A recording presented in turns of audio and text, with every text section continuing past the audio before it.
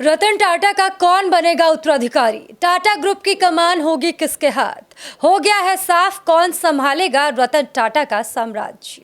देश ने अपने रतन को खो दिया, लेकिन सवाल यह है कि सर रतन टाटा के नहीं रहने पर आखिर उनके साम्राज्य को कौन संभालेगा, उनका उत्तराधिकारी कौन बनेगा। हालांकि रतन टाटा का उत्तराधिकारी बनने की दौड़ में नोएल टाटा और उनके बच्चे सबसे आगे माने जा रहे हैं। नोएल टाटा रतन टाटा के सौतेले भाई हैं। टाटा समूह में गहरी भागीदारी भी रखते हैं, उनकी हिस्सेदारी सबसे ज्यादा है। उनकी बेटी माया टाटा और बेटे नेविल टाटा भी ग्रुप में बहुत अहम भूमिकाएं निभा रहे हैं। फिलहाल टाटा सन्स की कमान नटराजन चंद्रशेखरन के हाथों में है, जो 2017 से टाटा ग्रुप के चेयरमैन हैं। सबका ध्यान सिर्फ इस ओर ही है कि टाटा ग्रुप की कमान आखिर अब किसके हाथ में होगी।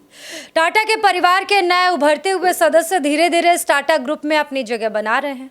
रतन टाटा ने 1991 में टाटा ग्रुप के चेयरमैन का पद संभाला था और अपने परदादा द्वारा बनाई गई इस कंपनी का नेतृत्व किया था। उनके कार्यकाल में 1996 में टाटा टेली सर्विसेज की शुरुआत हुई थी। हालांकि यहाँ बात केवल रतन टाटा के उत्तराधिकारी की नहीं है, बल्कि लीडरशिप की है, क्योंकि रतन टाटा जैसे नेतृत्व करने की क्षमता शायद ही किसी में हो। रतन टाटा जैसे समाज सुधारक, बेहतरीन इंसान शायद ही कोई हो। रतन टाटा ने 2012 में चेयरमैन का पद छोड़ दिया, लेकिन ये Tata sons, Tata industries, Tata motors, Tata steel और टाटा केमिकल्स के चेयरमैन एमिरेट्स बने रहे। इसके अलावा वो टाटा ट्रस्ट के कामों का नेतृत्व भी करते रहे, जो भारत में परोपकार के लिए एक प्रमुख संस्था है। ग्रुप के उभरते सितारों में है नोएल टाटा के 3 बच्चे, लिया, माया और नेविल। ये सभी टाटा ग्रुप में अपनी अहम भूमिका निभा रहे हैं। जिस पोस्ट पर अभी हैं उस पर बेहतरीन काम कर रहे हैं और तेजी से आगे भी बढ़ रहे हैं। वहीं अगर नोएल टाटा की बात करें तो रतन टाटा के सौतेले भाई नोएल टाटा को टाटा ग्रुप का संभावित उत्तराधिकारी माना जा रहा है। वहीं टाटा सहित टाटा की कई कंपनियों के नोएल टाटा बोर्ड मेंबर भी हैं। आपको बता दें कि रतन टाटा ने कभी शादी नहीं की थी और उनकी कोई संतान भी नहीं है।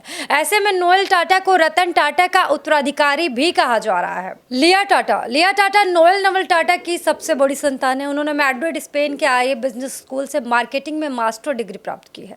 2006 में उन्होंने टाटा ग्रुप के साथ ताज होटल्स, रिसोर्ट्स एंड पैलेसेस में असिस्टेंट सेल्स मैनेजर के रूप में अपनी यात्रा शुरू की और अब वो इंडियन होटल्स कंपनी लिमिटेड में वाइस प्रेसिडेंट के पद पर काम कर रही हैं। माया टाटा, जो कि छोटी बेटी हैं, इन्होंने टाटा कैपिटल में एक एनालिस्ट के रूप में अपने करियर की शुरुआत की थी, जबकि उनके भाई नेविल टाटा ने अपने करियर की शुरुआत ट्रेंड से की, जो उनके पिता द्वारा बनाई गई एक प्रमुख रिटेल चेन है। वहीं अगर नेविल टाटा की बात करें तो टाटा ग्रुप के रिटेल शाखा में एक्टिव नेविल टाटा प्रेजेंट में स्टार बाजार का नेतृत्व कर रहे हैं। नेविल की शादी मानसी किर्लोस्कर से हुई है, जो टोयोटा किर्लोस्कर समूह के उत्तराधिकारी हैं।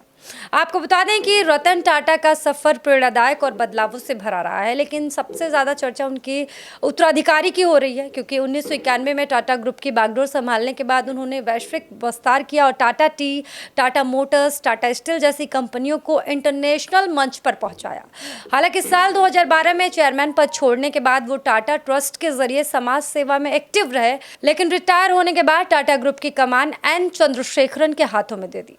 उन्होंने 2017 में टाटा सन्स के चेयरमैन का पदभार संभाला। एन चंद्रशेखरन इससे पहले टाटा कंसल्टेंसी सर्विसेज के सीईओ और मैनेजिंग डायरेक्टर रह चुके हैं और अब उत्तराधिकारी की दौड़ में सबसे आगे जो नाम आ रहा है वो माया टाटा का आ रहा है, जो नेविल टाटा की बहन है और रतन टाटा के सौतेले भाई की छोटी बेटी है।